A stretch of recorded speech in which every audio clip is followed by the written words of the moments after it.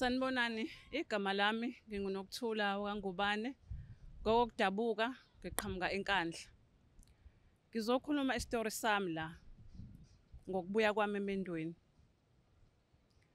Ukubuya kwami emendweni ngizoyiqala nje ekuqaleni ngesikhathi ngihlangana nobaba osekhaya. Kukhona la esasisebenza khona. Saxhumana, sazwana.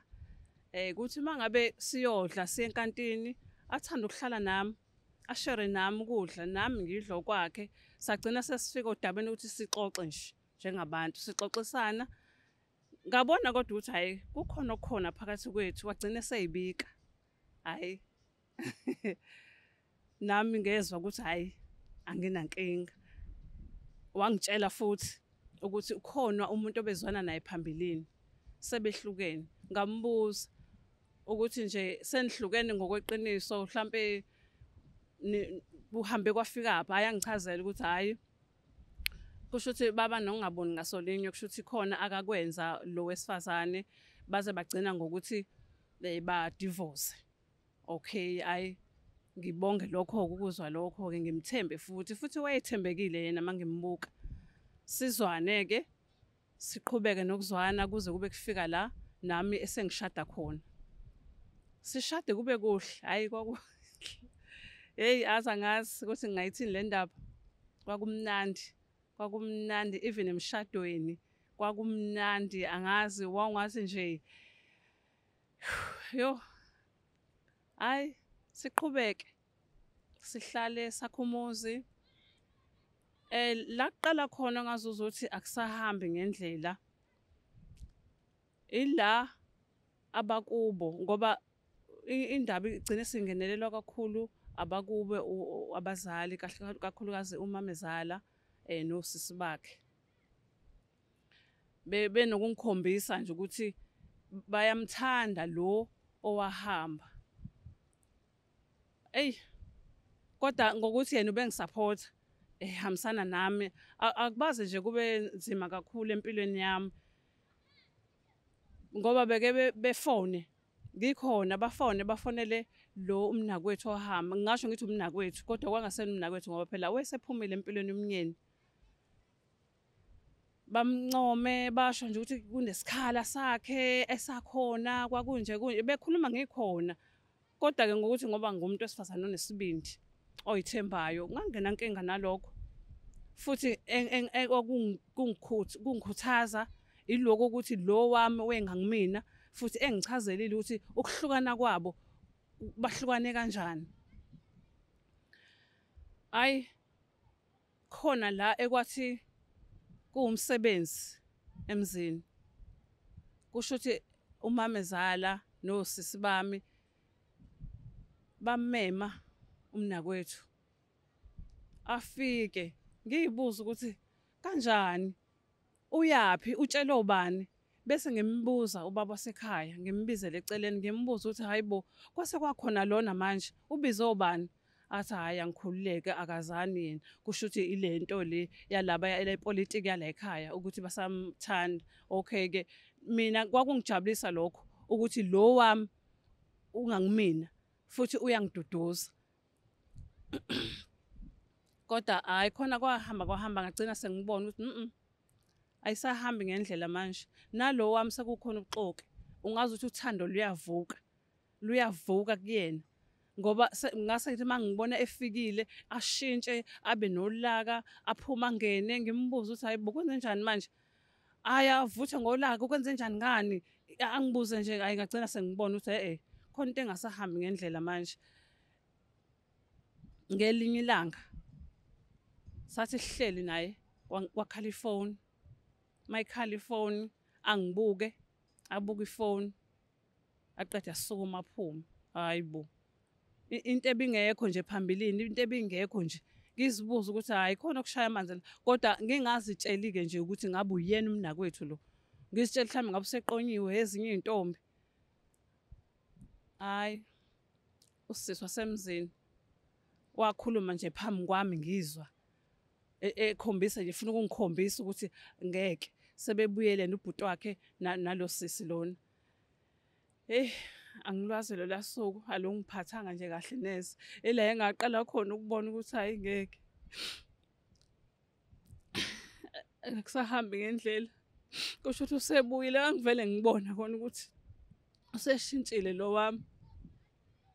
Ngahlala phansi ngambuza ngathi mina hayibo okungenzeka ukuthi njengoba uthe senihlukene shothi usebuyile wavutha ngolaka washo ukungishaya ngabona ukuthi hayi ngaqhubeka ngabekezela ngahlala isimo sona sahlala sibuye silunge ngoba wayehlela ngenzansi kokunye angikhombisa ukuthi hayi uyangithanda axolise ezintweni kodwa hayi kukhona le ngabona khona egcineni ukuthi akusabekezeleleki. Waxolisa ke wangithatha wangikhipha saphuma sayodla ngaphandle ayi futhi kwafika kwamnandi nakhona ke sazwana nje kwamnandi waxolisa ke wakhombisa ukuthi hayi ayikho lento engicabangayo nento eyenzekayo. Hayi sabuyela ekhaya kwamnandi ngabona nje ukuthi hayi kahle kahle futhi bekuyidemon nje akukho obekonakele obekwenzekile. La yonakala khona indaba ngahamba ngaya emsebenzini. Kahle kahle emsebenzini ngangizosebenza ngidablisha.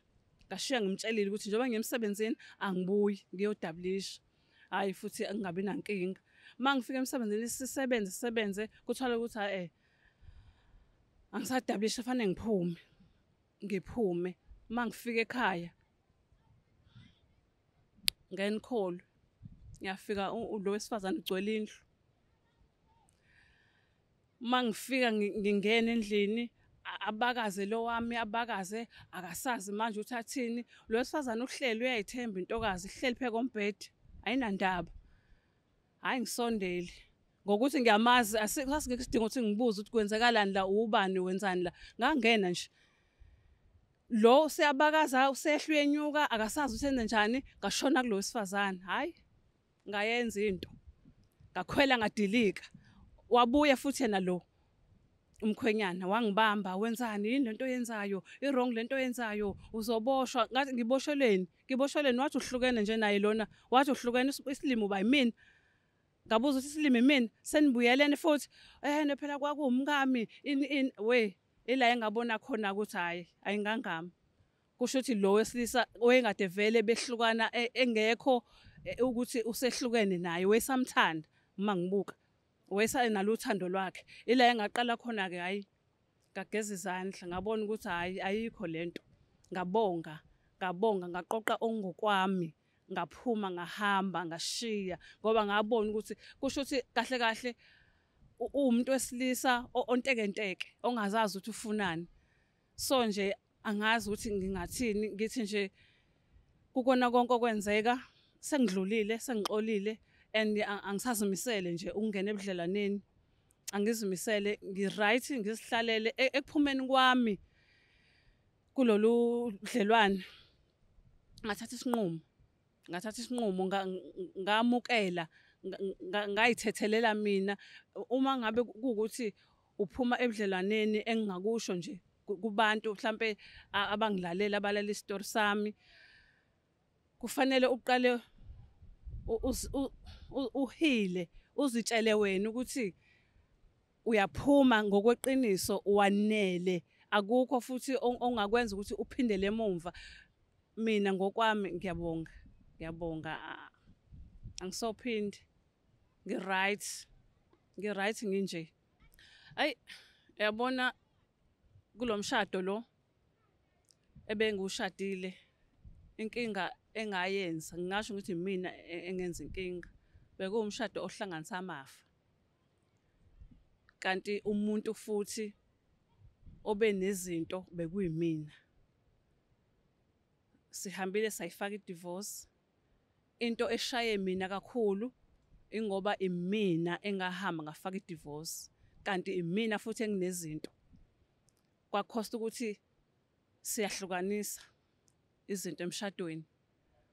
Wagcina esewina izinto akangade engenazo kuyinto zami. Kodwa lokho ngangimukela ngoba ngase ngiyitshelile enhlizweni yami ukuthi vele sengiphumile.